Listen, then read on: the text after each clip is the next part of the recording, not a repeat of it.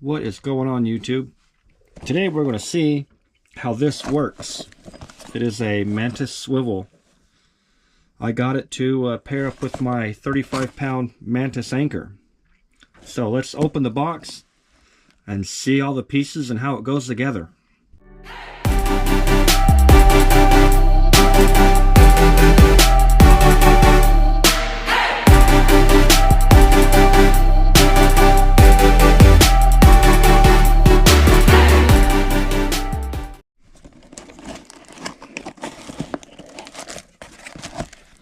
Alright, we got, looks like Teflon tape. Got the swivel. Oh, okay, that comes apart. Alright. Pretty neat. Then we got the shackle. Must be for the mousing wire. So I guess you got to mouse it. Okay. And it looks like a pretty beefy cotter pin here. That was okay. Awesome.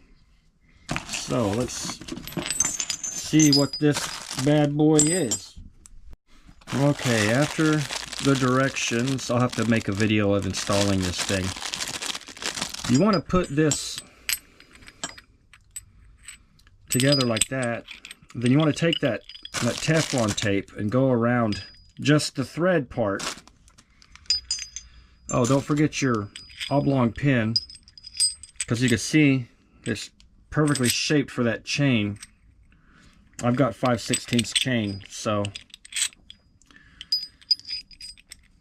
that's perfect fit. And I guess with that Teflon tape in there, you put this in, it lines up perfectly.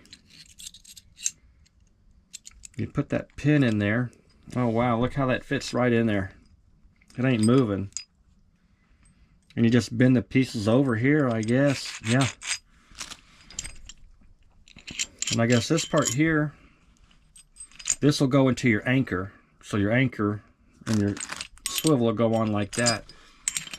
Their claim is this is the strongest link in your whole anchoring system. Alright, and I guess you get that wire in there and you mouse it onto the shackle. So, I guess when you're on your anchor, you ain't got to worry about load binding or tension or anything like that. And the chain will spin. And I notice how they got that pin in there to where it ain't exactly coming out.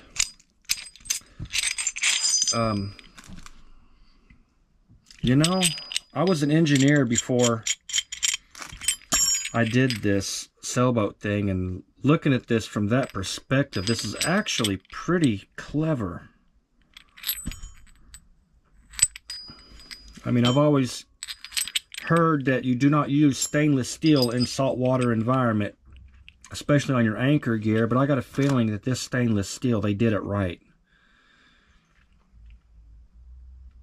Yeah, got the Mantis Anchors branding on it. Yeah, this'll take a 1/4 inch to 5/16. So any bigger chain, I'd have to get the next size up. But I got 5/16, and I wanted it to be somewhat snug in here. They made it to where the tension is directly on the link. It's not on the shoulders or anything like that. It's actually on the link. That oblong pin. But yeah, looking at this from an engineering perspective, this is actually quite brilliant. I could see, it looks like there's not going to be technically any load points or stress bearing anywhere on this thing. Because it just, the way they designed this thing, wow, the guy who come up with this must have been pretty intelligent. Because, I mean, looking at it from an engineering perspective and knowing what kind of loads and how the load will be on this thing, this is quite genius, in fact. Wow. I'm now excited to use it and talk about it again. But yeah, we'll make a video of installing this onto the 35-pound Mantis M1 anchor I have. And we'll go do a field test. We'll do it overnight.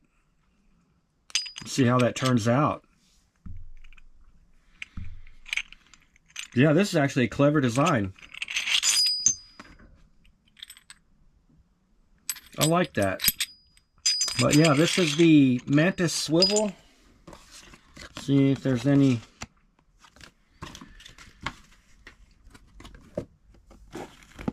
Yeah, the 1/4 inch to 5/16. They claim it's the strongest link in your chain. So if your anchor fails or your chain fails, this thing will still be intact. That's quite a claim. And if they stand behind it, wow. Very clever design. Mantis Marine. www.mantismarine.com. Anchor swivels, all kinds of extra gear. They're coming out with they did come up with a nice dinghy. Mantis, hello, I need a dinghy, or I would like to have a new dinghy. Yeah, very clever design. I like it. Very impressive when you look at this from an engineering perspective. This is actually quite genius.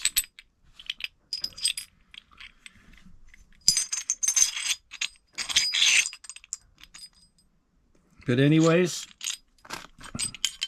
we are going to end the video there.